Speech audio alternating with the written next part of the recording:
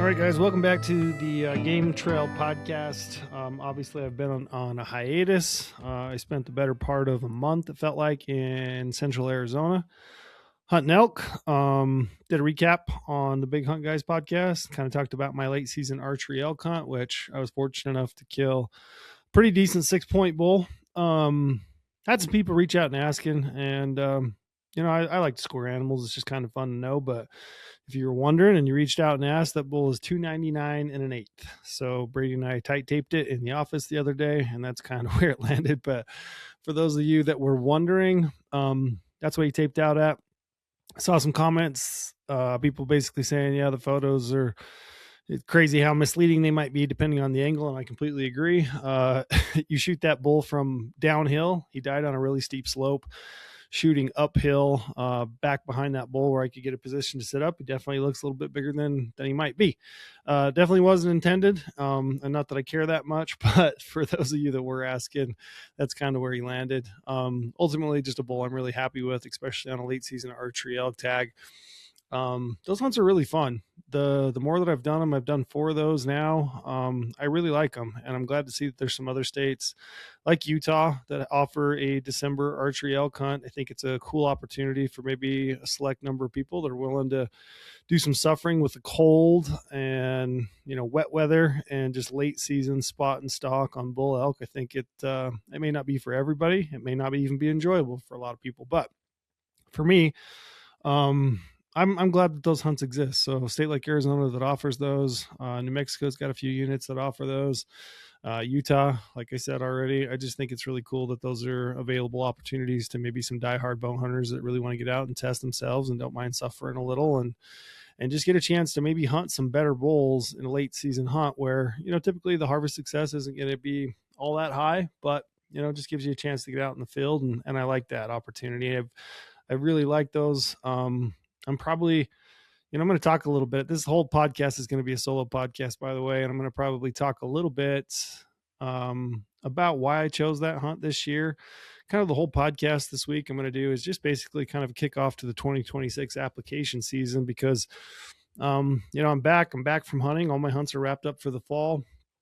And just as quick as I get back and sit down, I'm starting to think about applications for the upcoming year. You got Idaho, which is already kind of starting to kick off. I mean, it's already kicked off. The deadline will be the 15th, which is coming right up. I'll touch on it here in a minute, but those applications come up pretty quick, and really you get into January through May, you've got all the various states applications and different species that come up, and you got to kind of play your cards right. You got to be engaged. You got to know the ins and outs of the various draw systems in the states to ensure that you actually get a permit for a chance to go hunting. And I'll touch on that at the end, but overall, I probably will wait a few more years. I think in Arizona, I'll probably apply kind of take a swing for the fences approach in that state, maybe apply for some early September hunts and a really good unit and hope that I get lucky and draw a random tag. I might give it a few years to kind of maybe the memory of how rough that country can be kind of wear off on me a little bit. But before I dive in with the full podcast, hit you guys with the promo code. So you can use the promo code GameTrail. That's GAMETRAIL. You can use that when you sign up for a Go Hunt Insider account, and you're going to get 50 points back in the Go Hunt gear shop. That's $50 that you can use towards the purchase of any gear that you want in the shop. You can also use that promo code if you are an insider. If you want, you can get a discount. Basically, you can get a 10% discount on almost any product in the shop. So you can use that promo code as well. Also, shout out Matthews. Matthews is a sponsor of the Game Trail podcast. I'm ready to get out and shoot some more arrows again. It's been a hot minute since I've had a chance to really get back into shooting.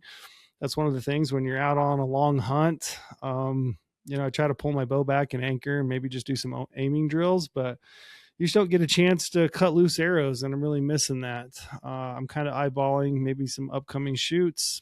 I think there's a decent chance that Cody Frick, who I had on the Big Hunt Guys podcast, he's our new archery shop manager, which if you guys don't know, we have a full-fledged archery pro shop there in the Vegas office now. You can buy Matthews bows, Hoyt bows. I think you might have some Dartons there in stock, but you can stop in and see Cody and shoot those.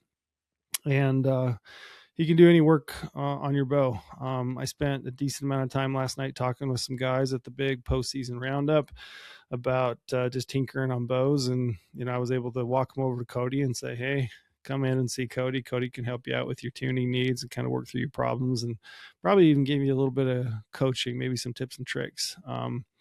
So stop in and check out the shop. But I was talking to Cody. There's a decent chance that he and I might be out to the Archery Trade Association show in Indianapolis. I know that they have moved the Rushmore Rumble shoot to correlate with that ATA show this year. So there's a decent chance if I can book a ticket, a flight, maybe get a hotel room, as long as I'm out there for the ATA show, cruising and looking for product for the shop and just kind of doing some content there.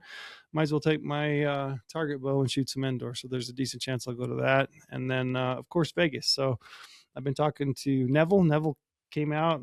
We did a podcast last year, but he had a great showing at the Vegas shoot. I was asking him, are you thinking about coming back and doing the Vegas shoot? And he said, yeah, absolutely. So we're going to see if we can get Cody and Neville and anybody that I can round up. I'm soliciting people to do the Vegas shoot. I just think it's target shooting, even though I'm not very good at it, I just think it can't help but improve your archery and just make you that much better of a bow hunter. So that was a long-winded way of saying thank you to Matthews. And talking about archery and bows and arrows in general. It seems like that's always on my mind, but thanks to Matthews for sponsoring the Game Trail podcast. With that, I'm going to jump in and tackle application season, and I'm going to take it from my perspective. So my strategy. It's a little bit selfish, probably, because it gave me the opportunity to sit down today and write out a bunch of notes and kind of outline my goals and objectives for what I want to do for this 2026 season.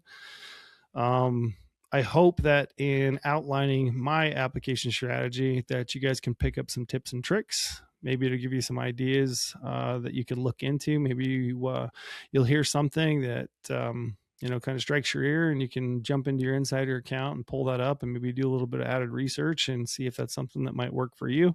Maybe it's a strategy that you can adopt. But yeah, like I said, in saying that, you'll need to adopt your own application strategy based on your goals, your objectives, the number of points you have, the amount of money that you have to put into applications and permits, the amount of time that you can get away from work and family, those responsibilities, but you kind of have to adapt it to you. But I do think that right now is the time. It's time to sit down and really put, your fingers on the keyboard, start building a spreadsheet, open up your insider account and start building a plan for this next year. Because if you don't, there's a pretty decent chance that you won't get those opportunities to hunt year in and year out. So now's the time. Now's the time to do the work. Now's the time to get your insider account if you don't have one, and really start to figure out what you want to do for this next year.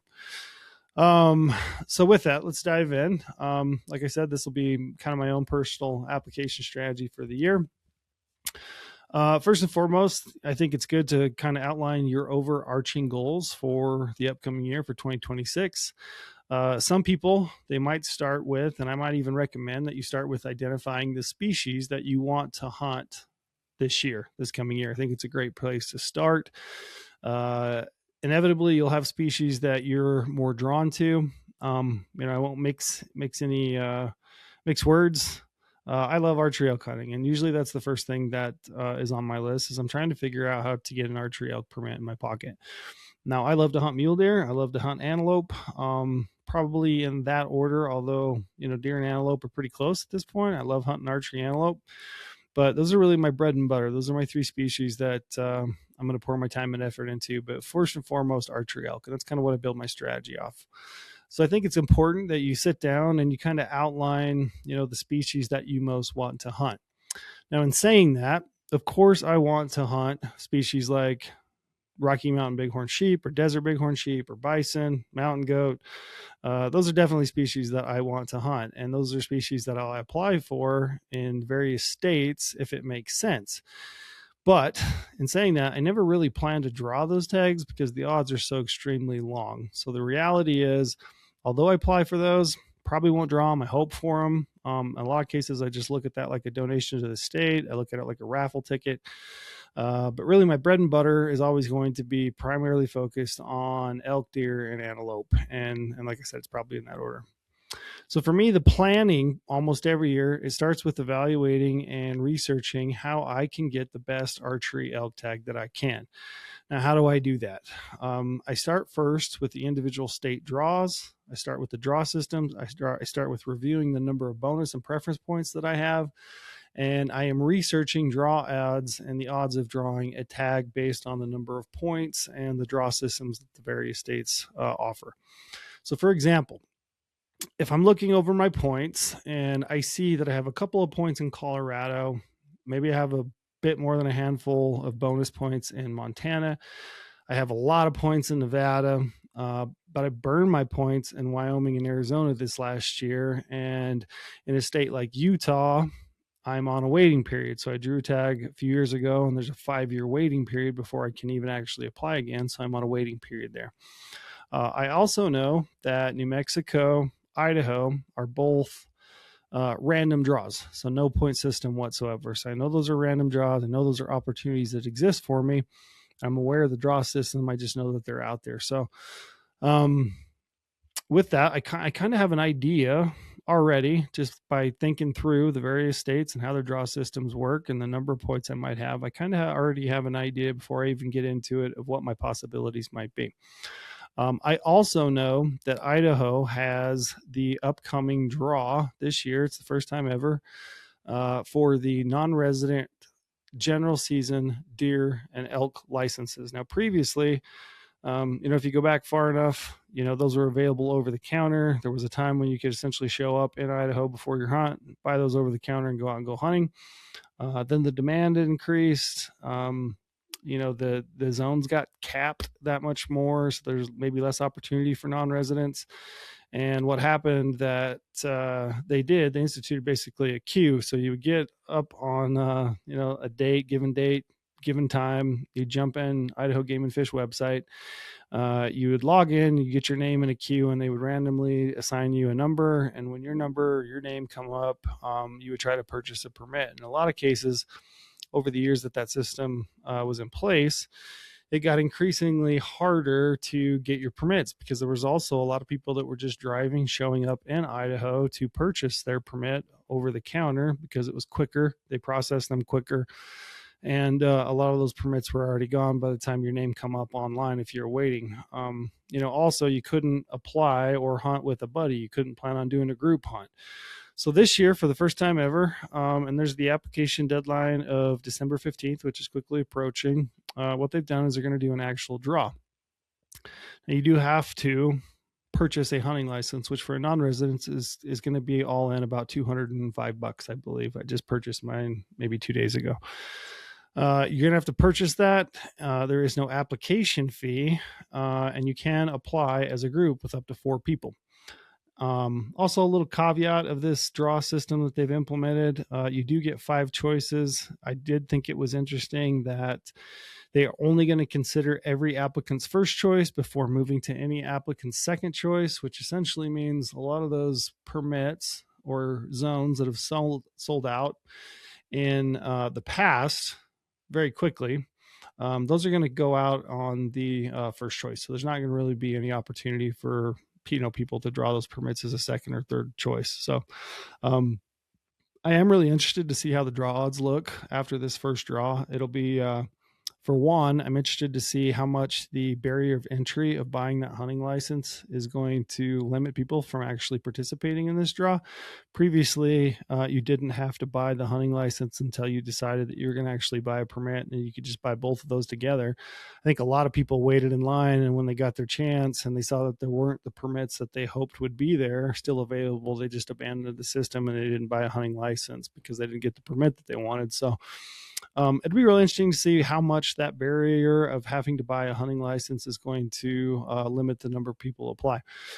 My gut says I think a lot of people are still going to buy the hunting license in order to apply. I think ultimately what's going to happen is your odds of drawing a general season deer or elk license for a non-resident think it's going to improve a little bit. I think there'll be less people, but I still think there'll be plenty of people.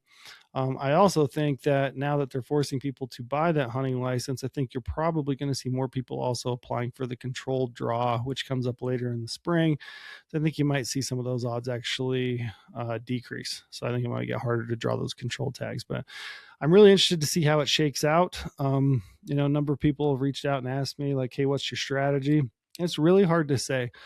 Initially, my gut told me the more popular zones, those zones that I think everybody kind of knows. I think there's been some guys even that have been, outwardly putting them out there, which is fine. I don't know that I have too much of an issue with it. I don't think it's, too cryptic. If you're willing to do a little bit of research and dig, you can definitely find out which ones are the most popular units in that state. But people have been asking me what's the strategy. Is it a swing for the fences approach? You apply for the unit that you really want, that's got the best trophy potential, maybe the best populations of elk as your first choice, and just hope you get lucky.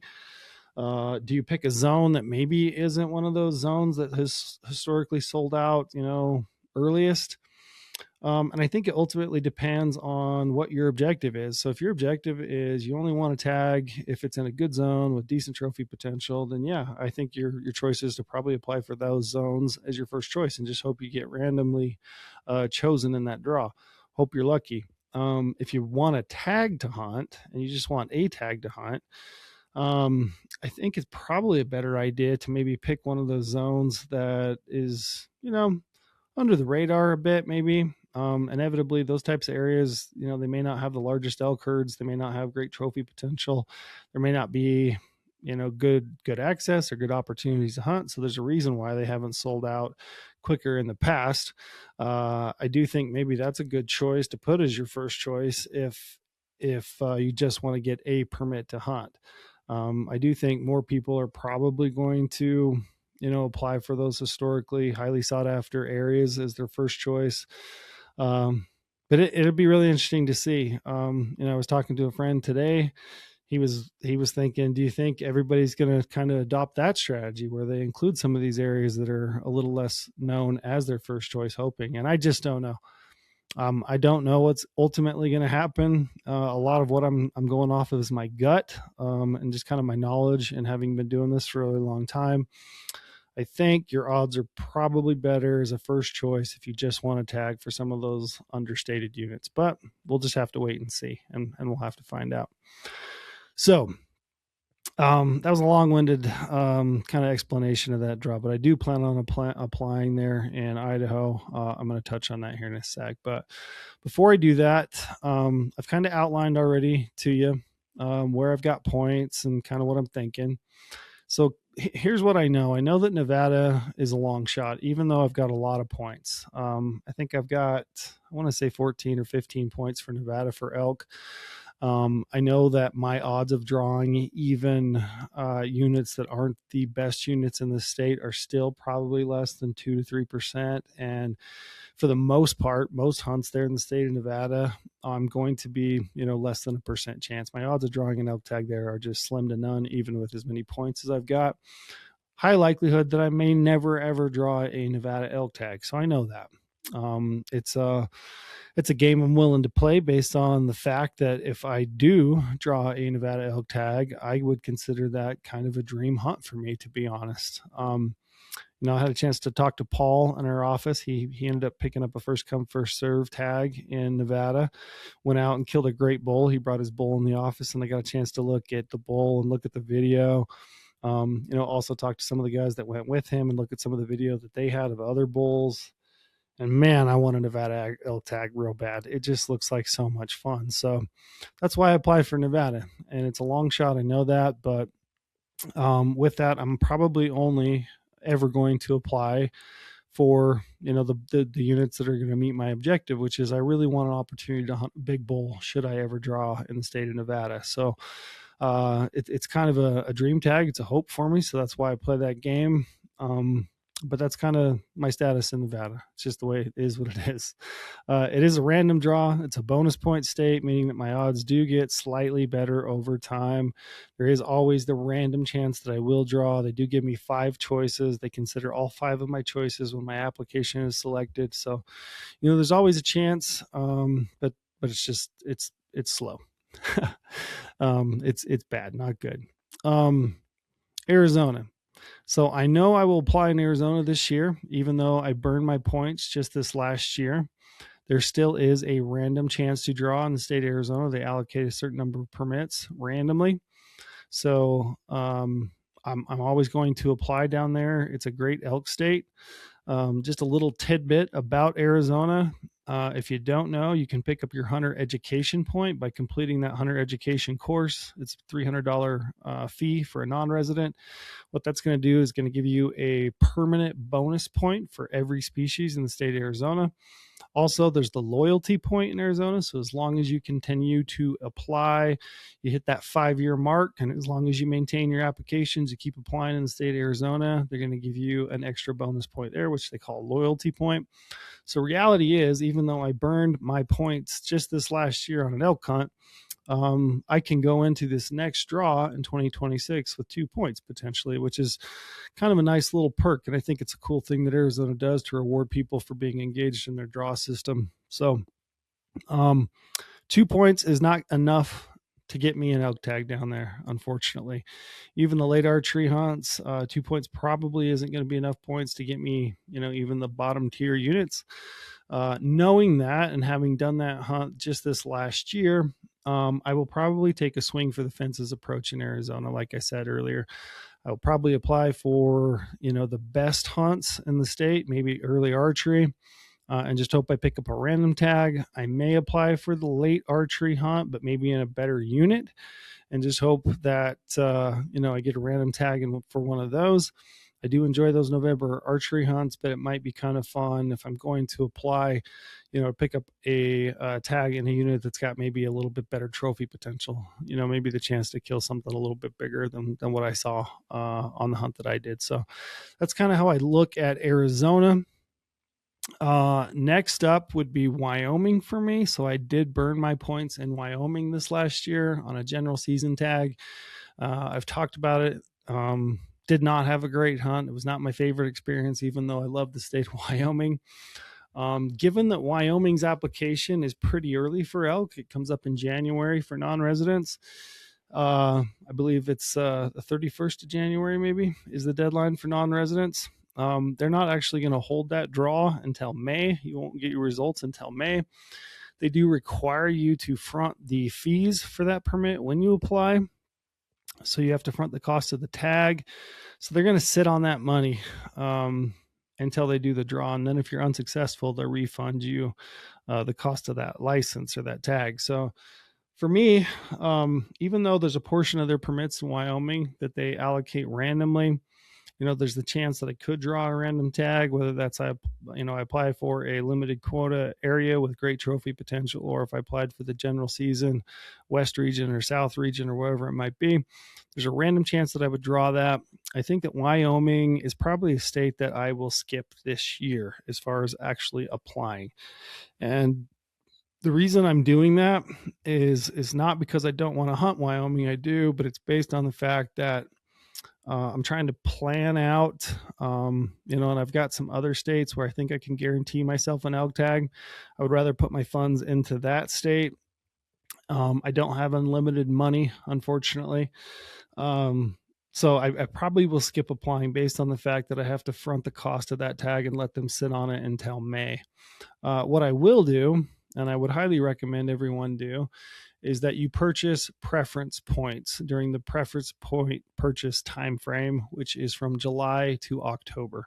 So when that summer time frame comes up, I will purchase a preference point for elk. I'll purchase a preference point for deer and antelope, and I will bank those and kind of keep them in my pocket until I do think I'm ready to, I've got the points to maybe draw a general season tag again. And like I said, their preference point system is kind of interesting. I think it's actually kind of one of my least favorite, I might say. So basically, what they do is they give I believe 75% of the permits to the people with the most points that apply for any given hunt. The other 25%, they randomly allocate with no respect given to your preference points. So if you've got 5 preference points, you don't have any advantage over a guy that's got 0 preference points in that random draw, which kind of stinks. Feels like if you're buying points, you at least have maybe a little bit better odds in the random draw, but that's just not the case in Wyoming. It's just not how they do it. But I think that's why, for me, where I have to front that money, I think most cases I like to just bank those preference points and then keep them until I'm ready to apply again.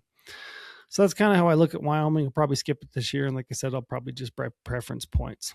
I already mentioned Utah, so I'm on a waiting period in Utah. So that leaves me really with my options to get an elk tag with Montana, Colorado, Idaho, and New Mexico. So let me touch on Idaho. I already talked a little bit about the general season draw. And I do think it's a good opportunity right out the gate to try to obtain an elk permit. I think it's one that you shouldn't skip over, because you don't want to get into the later application season and find out that, nothing else really worked out, that you didn't draw a permit. I think you should try to maximize your opportunities to draw a permit. So I think Idaho general season is not an option that you should skip. I think you should play the game and hope that you pick up a general season tag. My hope is that I draw my first choice. If I don't, I did include a second choice for an area that I hope maybe some of those permits would make it to a second choice, but it'll be interesting to see how it pans out in the end. If I'm unable to draw a general season tag in Idaho, because I've already bought the hunting license, I will then also apply for the controlled draw, which comes up in the spring. And that's for those units that are more limited, maybe a better quality hunting experience because there's less pressure, less tags in the field, and maybe, better trophy potential in those areas. So I will apply for that. And, even if I did draw a general season tag, I would still apply for the controlled draw, because Idaho would allow you to essentially pick whether you want to keep your general season tag or if you want to turn that in and claim your controlled tag should you draw it. So I would always encourage you to apply for a controlled draw if you've already purchased that hunting license, to apply for the general season tag. So that's kind of my hope for Idaho. I'm hoping it pans out up there for me. It's always fun to get an elk tag in your pocket, because then it gives you some options. You can be a little bit more strategic, I guess. You can kind of swing for the fences with maybe some other states, like a Colorado. Maybe you make a different decision. New Mexico, maybe you make a different decision in your hunt choices because you've already got a permit to go hunting. And so I'm kind of hoping that pans out, but that's how I'm going to approach Idaho this year. Moving over into New Mexico. So New Mexico is also a state that I always apply for. It's an every year application for me, specifically for elk. Other species like bighorn sheep or ibex, I may not apply for. Orcs, those ones I may not apply for, because you do have to front the cost of those permits when you apply. And it's expensive. I mean, you could float a lot of money. I think you could float, pushing 20 grand, to be honest, if you applied for all species there in New Mexico. And they do refund you pretty quick. If you're unsuccessful in the draw, they do kick back those refunds within about 10 days of that result coming out. So I would say that they're pretty good at that, but it's a lot of money to consider floating. So I don't often apply for every species in New Mexico. Most often it's pretty much elk and aoudad. I do like aoudad. I like those Barbary sheep. So I do apply for those. And the permits are only about $350, which is one of the reasons I do that, is because I feel like I can float that and not upset my family budget too badly. So that's kind of how I look at it. But I always apply for elk. One of the things I really like about New Mexico is that they give you 3 choices, and they're going to consider all 3 of your choices when your application's considered and before they move to the next application. So you could draw any of your 3 choices. I think it's cool because it allows me to take a swing for the fences approach on my first choice. I can apply for the best of the best unit in the entire state should my application be the first one off the pile. And then I can kind of taper my choices with hunts that have better odds of drawing, but maybe don't have quite the trophy potential that the top tier units do. So that's kind of how I approach New Mexico. And like I said, it's always a state that I apply for because it's completely random. I'm not penalized if I haven't, applied for a lot of years, or if I drew a tag last year. There's no points to burn or anything like that. So I always apply in New Mexico. You do have to buy a hunting license, which I think is about $69-$79, I want to say. That's non-refundable. You have to pay some application fees, which I think are about $13 per species. So you're going to be into it some money that's non-refundable. You do have to front the cost, but I always think, the random chance to get an elk tag in New Mexico is completely worth it to me. Should I draw a New Mexico elk tag? I might forfeit some other tags. Like if I got an Idaho tag and then I drew a New Mexico tag, I might turn that Idaho tag back in because I've just had such good hunts in New Mexico. I just feel like it's such a special place. They got great elk herds, good quality, and I've never, ever had a bad rut elk hunt in the state of New Mexico. So I would always plan on applying in New Mexico, and I will this year. That moves me down to maybe Montana and Colorado. So Montana's draw system. I'm going to pause for a sec if you don't mind. I'll take a little drink because I'm getting hoarse. I've had a cold for probably. I've been calling it a man cold because it's a true man cold. I've been pretty sick, sicker than usual. Anyway, but it's been going on for about 12 days. So I apologize if I'm a little bit hoarse. Montana. So Montana's draw system, it's it's a bit of a mess, for lack of a better word. I'll do my best to explain it, to touch on it, and I'm going to kind of talk about my strategy and how I look at Montana. So first, in Montana, a non-resident would have to apply for a general season combo license, and you would have to front the cost of that license when you apply. And that general season combo license, their draw system is a bit of a hybrid, meaning that the bulk of the permits are going to be allocated to the people with the most preference points that apply. It runs on a preference point system. The remainder of the permits are going to be randomly allocated to the applicants with 0 points. It's kind of a strange system. So ultimately what that means is if you found yourself with 1 preference point, likelihood is you don't have enough preference points to draw in the preference point system, but you have no chance of drawing in the random system because you got 1 point. People with 0 points are the only ones that have that opportunity to draw randomly. So it kind of leaves you in this conundrum of like, what do I do? Do I not buy preference points and I just randomly try to draw with 0 points year in and year out? Or do you build a couple preference points and apply so that you are guaranteed maybe every other year, every 2 years? It's just kind of a weird system, and it's one that you kind of got to pay attention to. You got to look at and decide what it is that you want to do. The other weird thing about Montana is that you have to draw that general season combo tag before your application for those special limited quota hunts is even considered. Now, you apply for those at the same time, but your special limited quota hunt, should you apply for one, will only be in the draw, actually, if you're successful in drawing a general season combo tag.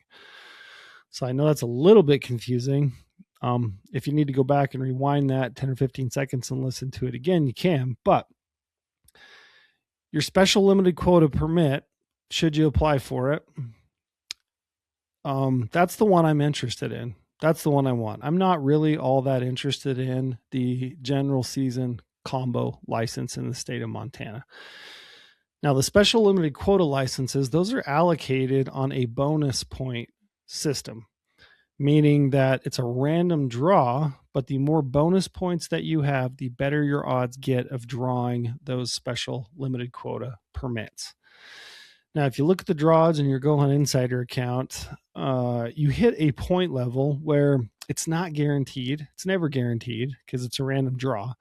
But you hit a point level, depending on the hunt, where you're pretty well guaranteed. Like you have really, really high odds of drawing a tag. So you can kind of predict decently well when you're going to draw that special limited quota tag.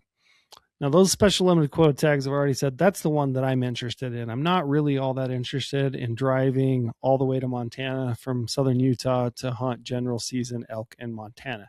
I might be, if nothing else comes up. If I strike out in Idaho, if I can't get anything in Colorado, which I'll touch on here in a sec, if that's the only permit that I've got, then maybe. But for me, what I'm really interested in are those special limited quota permits. So what I will do in Montana is I'll apply for the combo. I'll apply for the special limited quota. I should draw. I've got the 2 points that I need to draw the general season combo license. And then I hope that I draw that special limited quota. Now, if I don't, my option is to keep that tag or to return it for an 80% refund, which is what I will probably do. So it's going to cost me, a couple $100, to be honest. I'll be out that money. It's non-refundable. That difference in the 20%, that they're going to keep. So that's kind of a bummer, but that's kind of where I'm at with Montana. And again, it could change based on how the other states go. And this is like draw applications, and this whole draw season, there's an ebb and flow to it. It's like, if this, then that, if this, then that. You're just kind of playing a game. You're trying to make your choices as those various draws open and close, and just kind of see what happens and see what comes in. So that's kind of my take on Montana. It's kind of what I'm looking for. Hopefully, ultimately, I would really love to draw one of those limited quota permits. If I look at my elk portfolio, if you will, for this year, if I set aside Nevada, because it's not really that feasible anyway, I'm talking about the ones that I think are relatively realistic. That's the one I hope I draw. That's a tag that I would really like to go on. There's been some areas up that I've been looking at that I think are really intriguing, really interesting, types of areas that I think I would really excel at and hunt well. So that's what I'm really ultimately hoping for. So that's kind of how I'm looking at it. Now, lastly, Colorado. So Colorado it's interesting right now. I've got a couple of preference points in Colorado. I burned mine year before last. I might only have 1 point actually at this stage, 1 or 2. I can't remember. My years are running together, but I know there are tags that I could draw with the point or 2 points that I have. I've also been monitoring the draw odds since this last year when they made the OTC tags that were previously OTC tags for non-residents, since they made those a draw. I monitored that situation pretty closely to see what was drawn as a second choice, as a third choice, what ultimately ended up hitting the leftover list. So I was kind of watching to see what units had permits that kind of leaked out the bottom, if you will. And I know that there are some of those. So there is the possibility that I could apply for a preference point as my first choice, build another preference point, and potentially apply for one of these units that had leftover tags or tags that were drawn as a second choice last year, and draw one of those tags as a second choice, which would allow me to build a preference point, get a permit for my second choice, and go hunting this year. Now, the thing that's interesting about Colorado is this looming draw change, that there's some potential to kind of really mix things up in 2028. So what they're going to do is they're going to adopt kind of a Utah type system where they're going to take 50% of the permits for any given hunt, and they're going to allocate those to the people with the most preference points. The other 50% of the permits for that hunt are going to be randomly allocated, and they're going to give weight to the number of preference points you have, meaning that if I got 5 points, I'm going to have better odds in that random draw than a guy with 0 points that applies. So I have decisions to make. Do I burn my 1 or 2 points this year on a 1 or 2 point unit? Or do I apply and gain a preference point and try to draw a tag as my second choice? It's just one of those things that I'm thinking about. I know that once that draw change happens, my points are going to be worth less, because there are going to be 50% less permits available to people with the most points that apply for any given hunt. I also know that I could potentially when that change happens, apply for hunts that I've never had an opportunity to draw. I could apply for a unit 10 or a 2 or 201, which is a unit that I could never draw as a non-resident because I never would have built up the number of points. And my odds for drawing those tags are going to be slim to none, but I've got a chance, and the more preference points I have, the better chance that I have. Now, as I think about this, I think it's less of an interesting situation for me because I don't have that many points. I think if you're somebody that has built up a lot of points and you're sitting on a pile of them, I think you probably ought to burn them, to be honest, because like I said, your points are going to be worth less because there's less permits available to the people with the most points. So I think you ought to burn them. I think you ought to get in on a hunt and go on a hunt, find one that's kind of within your area of the points that you have, and I think you ought to burn them. For me, it's really not that big of a deal, to be honest, because the difference between a hunt I could draw as a second choice or a hunt that I could draw with 1 or 2 points is probably not that big of a difference, to be honest. So it might be interesting to me, and I think that's ultimately what I've decided I'm going to do, is keep building points. I'm going to build some points, I think, and I think I might try to take some points into that 2028 draw in the years in the future beyond that with some points to see, kind of test my random chances in some of these units that I've maybe never really ever had a chance to. And I think I'm probably going to try a leftover tag as a second choice. Leftover, I meaning leftover last year.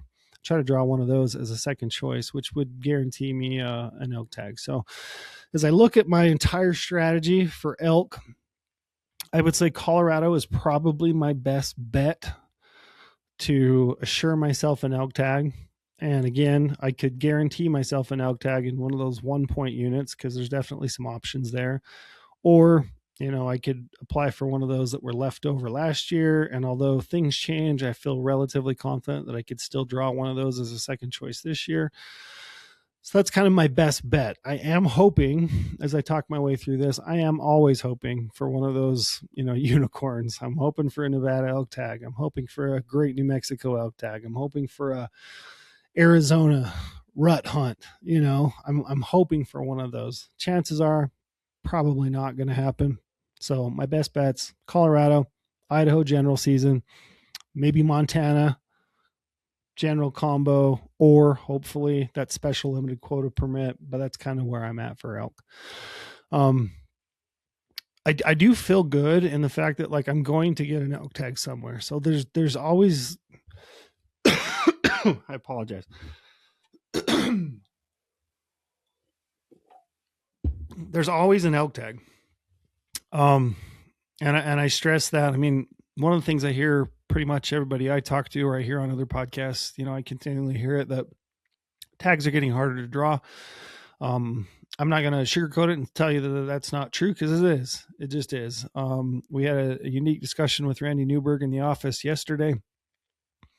He brought up hunter demand, or I did, maybe an increasing demand for permits, but there's also, it's something I don't always think about is there's herd dynamics. So sometimes there's just less elk to hunt, maybe there's the habitat shrunk, the corridors, migration corridors, the winter range, summer range shrinks. You got predation from wolves and grizzlies. Some of those herds are shrinking. There's just less hunting opportunities, but whatever the case, it does seem that, there's less opportunities to get permits. But if you're willing to do your homework, which I'm doing right now, and there's no reason that you can't do the exact same thing, there's no reason you can't guarantee yourself an elk tag. And it might not be the best tag in the world, but it's an opportunity to hunt branch antlered bulls. So, do the homework. I guess that's the take home, and I'll touch on it at the end, but do the homework and, apply accordingly, and you'll guarantee yourself an elk tag. So that moves me down to deer. So for deer, I'm in a different situation, and I look at deer differently than I look at elk. My value for deer is a little bit different than it is for elk. I love hunting deer, but I am a lot more interested in hunting, maximizing my opportunity for a big deer than maybe I am for elk. I'm completely content to hunt raghorn, 5 point, small 6 point bulls. I'm thrilled with just the archery hunting experience. Whereas with mule deer, I want the opportunity to hunt a big buck.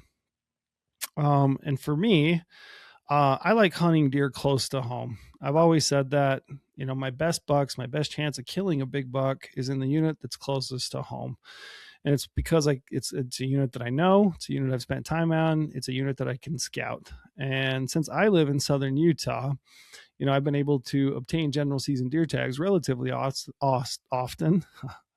And I've killed some pretty good bucks over the years. So with that, for deer, I'm always going to start with my home state. And I'm not saying everybody's goals are different. I understand that completely, but I would tell people, if you're really interested in a mule deer hunt, and especially if it's a hunt that you want to try to maximize your opportunity to kill a bigger buck, start with the state closest to you. Start with the unit that you know.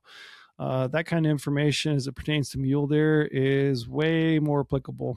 It just helps out infinitely. If you can scout the unit, it will give you a massive leg up on trying to kill a bigger buck. So start with the areas that are closest to you. Start with your home state. I have enough preference points to draw a general season deer tag in the state of Utah. So I'm going to start there first. And it's actually one of the tags I'm most looking forward to this coming year. I can draw an archery tag, I can draw a muzzleloader tag, I could probably even draw a rifle tag. And I'm not entirely sure at this point which weapon I will apply for. It's going to depend a little bit, I think, on how the elk hunts kind of shake out. I kind of always lean towards archery, but I really like muzzleloader or deer hunting as well. So there's the opportunity for that. But I am going to, burn my general season deer points in Utah. I think you should burn your points in Utah for general season deer. So if you're listening to this, I think this last year was a really good general season deer hunt in Utah. Everybody I talked to saw a lot of bucks, myself included. I took my 12-year-old Owen out on opening day, and I saw 15 bucks within the first probably 4 hours of light. He killed a really heavy 4-point buck, first buck ever. We saw another buck that was probably better than that buck. So for general season deer, I was beyond thrilled with that experience. And a lot of guys that I've talked to that have hunted a bunch of different units here in southern Utah, I think had pretty similar experiences. I think there were a good number of bucks. It felt like a really good year for deer in Utah. So I would say, if you're carrying around general season preference points for Utah, I would burn them. I'd come and go on a hunt. Moving past Utah, so I already know I'm going to have that tag.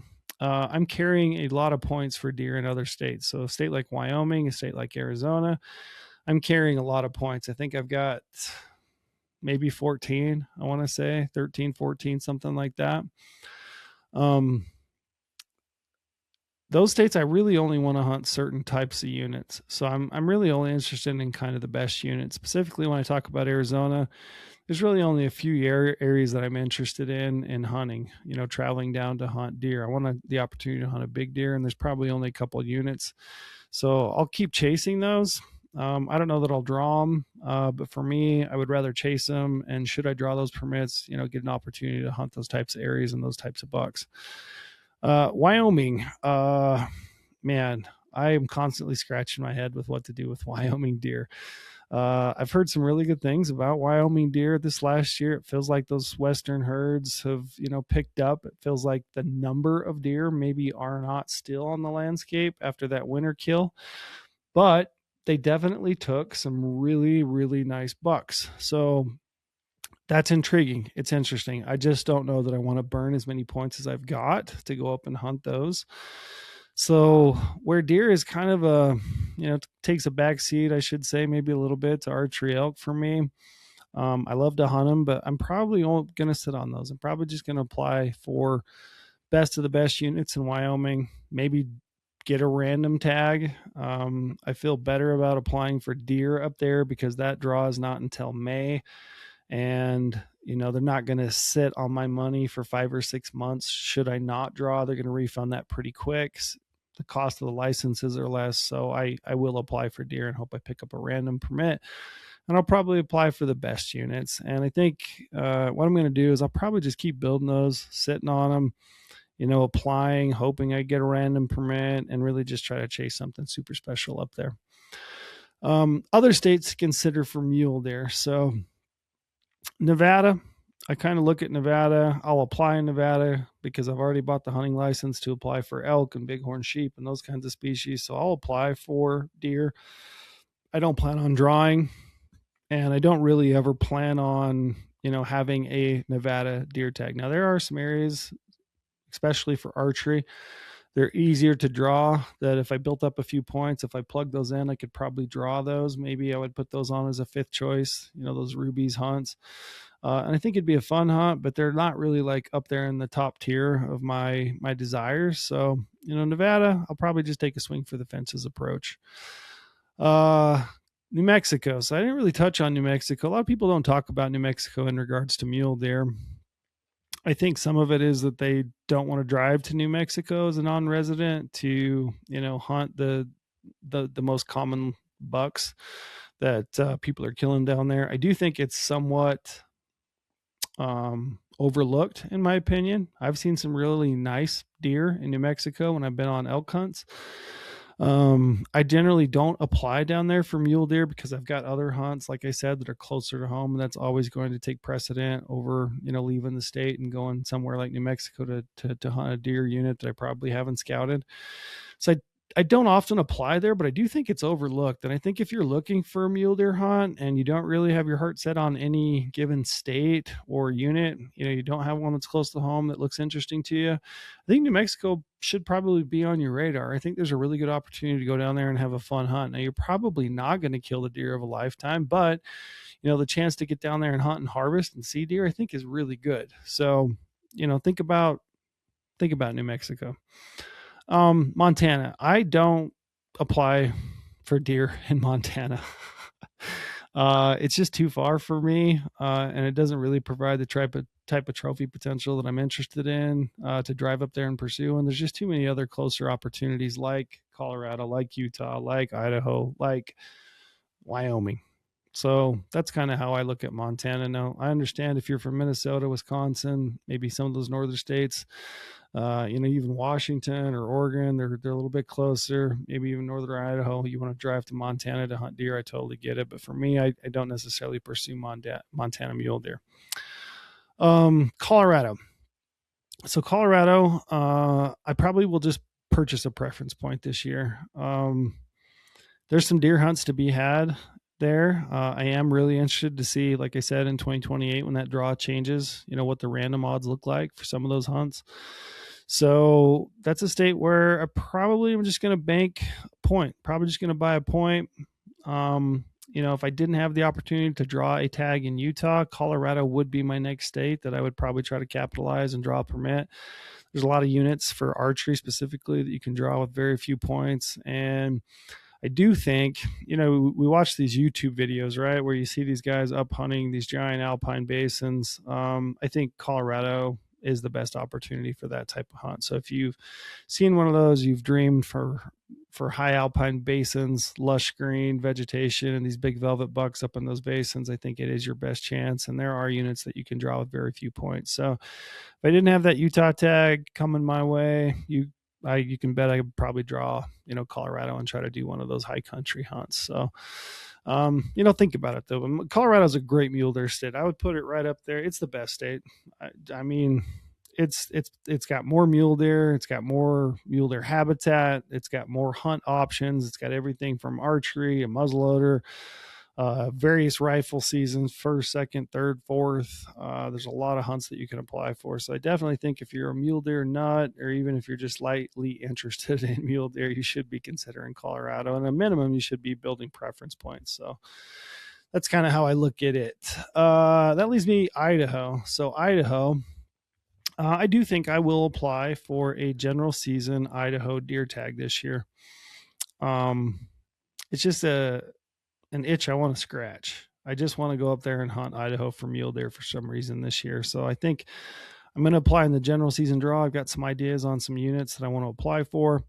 And since I'm applying for the general season deer, I will also pick probably best of the best controlled draw as it comes up later in the spring. And I'll also apply for mule deer there and just hope, cross my fingers that I get one of those permits. So I'm going to apply for mule deer up there. And like I said, the great thing about Idaho, it's just cool that it's completely random. So you just never know. You might as well throw your name in the hat.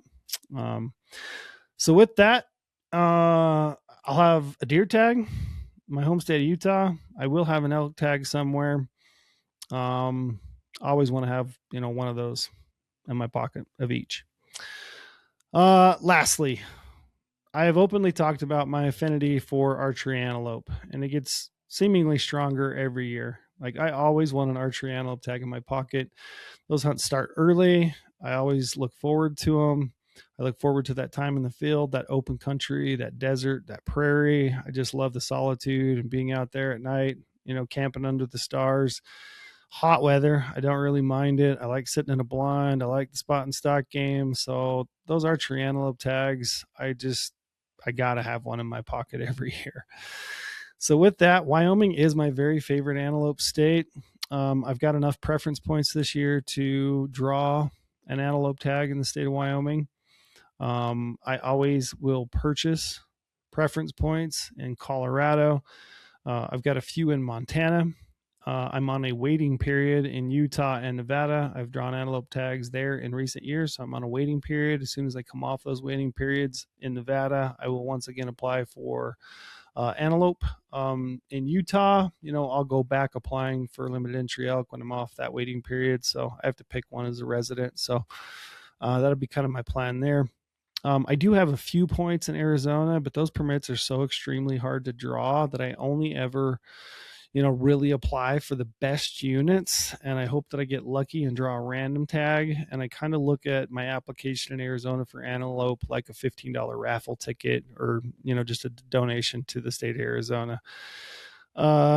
Some years I will apply in New Mexico. It is a random draw. Normally I only apply in New Mexico for antelope if I don't have any other, or my opportunities are pretty limited in picking up an antelope tag in some other state. So while New Mexico is, I would say it still is a great antelope state. I would say that as far as the DIY public land hunter, it is not what it was prior to the changes that they made, which I want to say were probably 4 or 5 years ago at this point. The quality just isn't quite the same. The opportunity to hunt is not as good as it once was. So I think those antelope permits in New Mexico are a little bit less interesting than they once were for me. So I normally only apply there if I don't have an antelope tag lined out in another state. Hopefully I said that right as I play that back in my mind. Couple other states. I already mentioned Colorado. Colorado is a true preference point state right now, so I can predict, and as I look at my strategy, my plan would be to draw Wyoming antelope this year, followed by Colorado antelope next year. I do have bonus points that I've been purchasing in Montana. I can draw that 900 tag pretty much anytime I want going forward. So I will just keep banking those until I don't have an antelope tag somewhere else. Another state is Idaho. So Idaho does have controlled draw hunts for archery antelope. They've got some that are harder to draw based on the quality and the limited hunting pressure. They also have some that are in essence guaranteed, unlimited, if you apply for them in the draw as a first choice.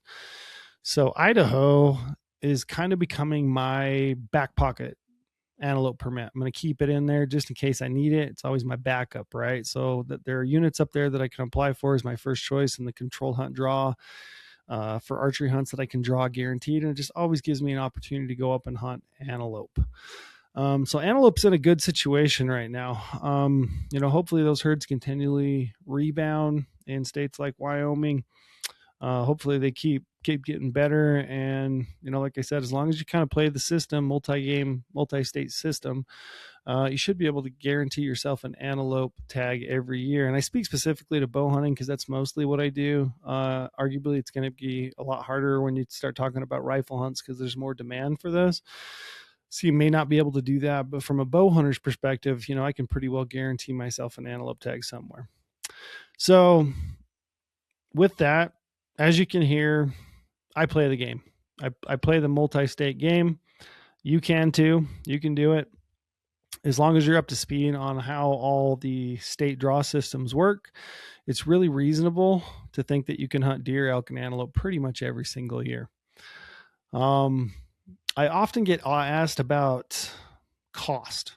How much does it cost to apply in all these states and, for the different species that I apply for? So I've tallied it up over the few years, maybe the last 3 years. It's gotten a little bit more expensive, but I would suggest to you that my annual Western big game application budget is right around $2,500 to maybe $2,800. It's not cheap.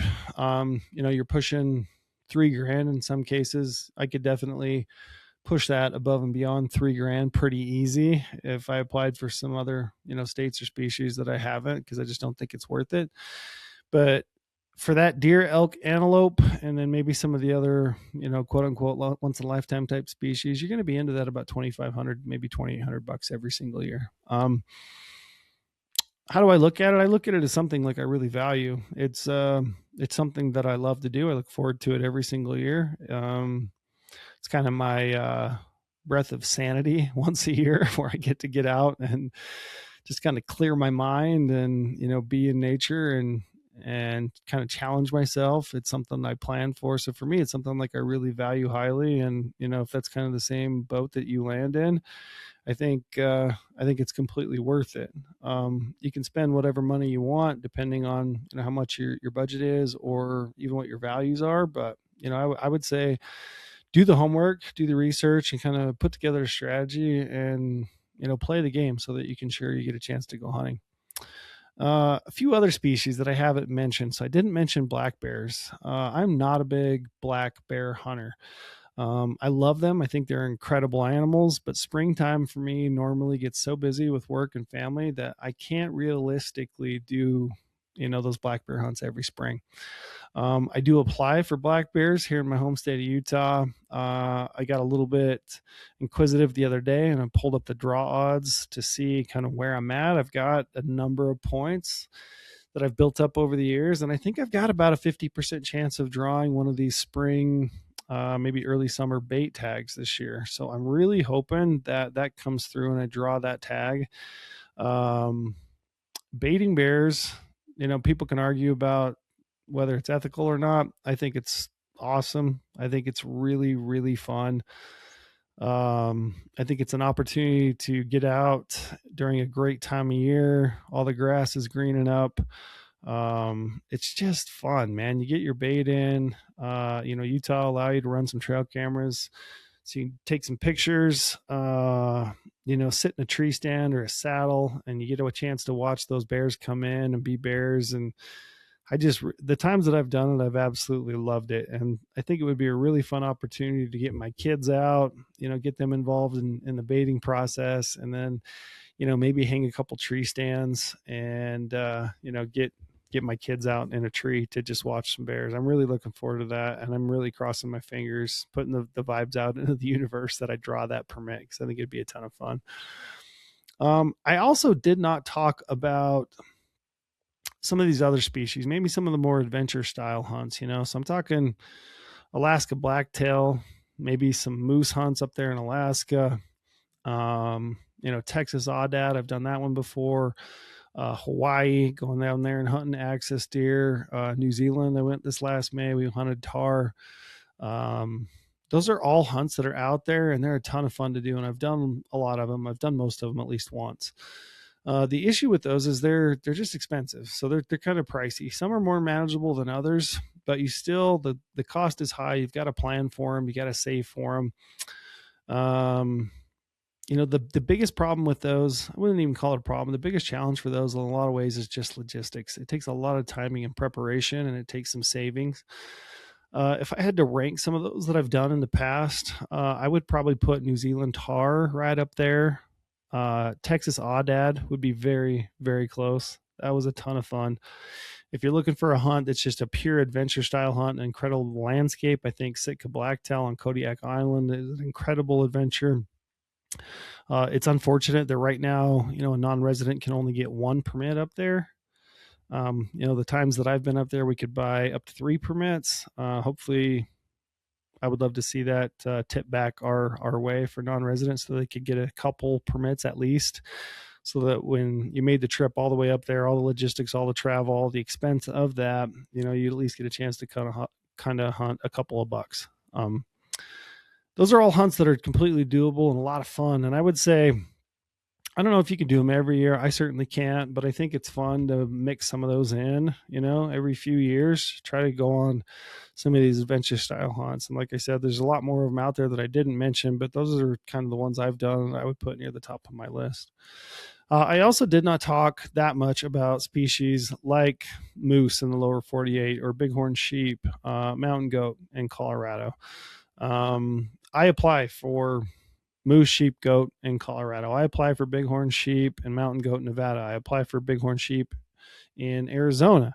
I apply for bison in Utah, and I will always apply for those species, knowing full well that it's highly unlikely I'll ever draw, but the hope of getting one of those opportunities, it keeps me in the game. And I think for a lot of these states now where you have to buy a hunting license to apply, even if you just wanted to apply for one species, you have to buy that hunting license, non-refundable in most cases. I would say for the minimal application fee, throw your application in for some of these once in a lifetime species like bison or mountain goat or moose, because you never know when lightning might strike. You might draw the tag and get to go on a hunt of a lifetime. And that's kind of how I look at that. I also think it's just like a donation back to Game and Fish to kind of help them with their process every year.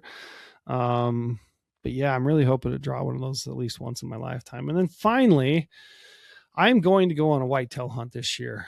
It might be South Dakota, it might be Kansas, it might be Illinois or Oklahoma, it might be some other state. I don't even know, but I am going on a whitetail hunt this year, maybe the tail end of October, the first week of November.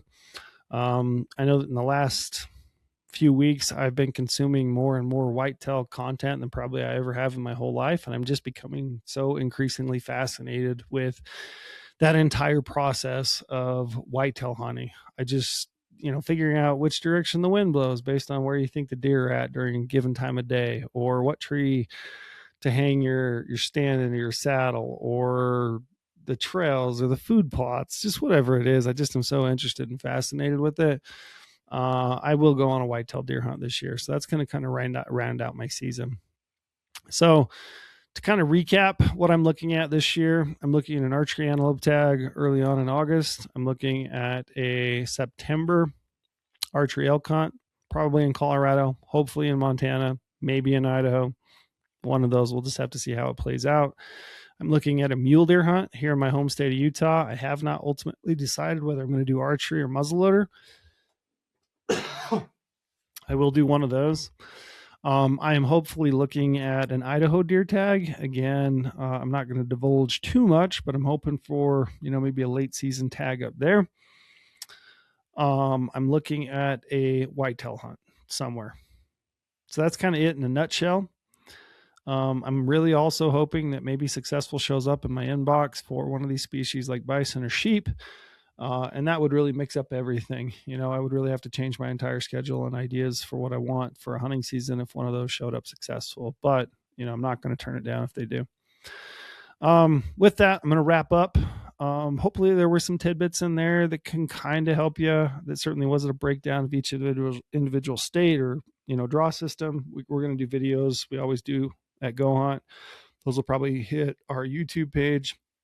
So if you want to kind of know about the individual systems, you probably look for those in the future. What I will say is do your research, plan, and apply. Play the game. I think it's completely worth it. I'll wrap up with maybe a little story. So I was in Arizona, late archery hunt just a few weeks ago, and made a stalk on a bull, ended up getting him killed. I had some time where I was waiting for Neville to walk across the two canyons to get over to me to where he could help me out, maybe get some photos. And I just sat there. So I was just kind of sitting there with this bull. He was hung up in a tree really bad. Ended up having to cut a bunch of branches and stuff to kind of free his antlers and lower him off this little ledge to get him down to a spot that I could work on him. But I was just kind of sitting there and the sun was setting. And I just was thinking, you never know. Like, you really never know when it's going to be the last one. And I know that might sound dark. It didn't hit me dark. Like, I didn't feel sad about it. I didn't feel bad about it. I didn't take it in a dark way, but I did think, you just don't know when it's going to be the last one. This might be the last archery elk I ever kill. And what it did for me is it made me really grateful. I had a lot of gratitude. Like, I just felt incredibly happy that I've had that experience, and I've had so many other experiences. It just made me really grateful. And I say that at the tail end of this podcast because if you don't plan, if you don't get the permit, if you don't make these hunts come to fruition, you're not going to even have the opportunity to make those memories. So I would encourage you to make the memories, do the research, get the permit, put the plan together, go out and do the thing. Because those things are lasting. Those memories, they never leave you. You'll always remember them. You're going to have those experiences with your friends and family when you're out there. Even if you're hunting solo, there's been so many profound experiences that I've had that have just, impacted me, and, really, I'll never forget them. So, play the game, get a tag, and go hunting. So with that, that's the podcast for the week. Hopefully you enjoyed it. If you got questions, feel free to reach out to me. I'm really bad at this and I hate asking, but if you like the podcast, leave me a review. It helps the algorithm, whatever the algorithm is. So leave me a review, and I would really appreciate that. And with that, we'll see you next time.